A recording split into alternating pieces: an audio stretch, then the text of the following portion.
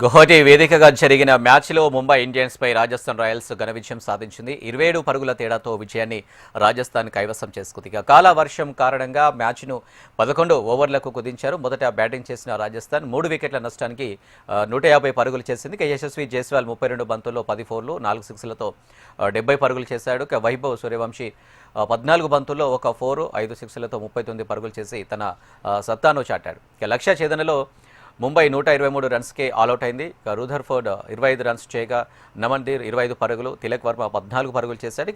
Rickelton, Rohit Sharma, Suryakumar Yadav, Hardik Pandya నిరాశపరిచారు. Rajasthan బౌలర్లో నంద్రివర్గర్, Ravi Bishnoi, Sandeep Sharma 2 వికెట్లు పడగొట్టగా Jofra Archer, Tushar దేశ్ పాండే ఒక్కో wicket తీశారు. కానీ రాజస్థాన్ రాయల్స్ ఈ మ్యాచ్లో తనదైన సత్తాని చాటింది.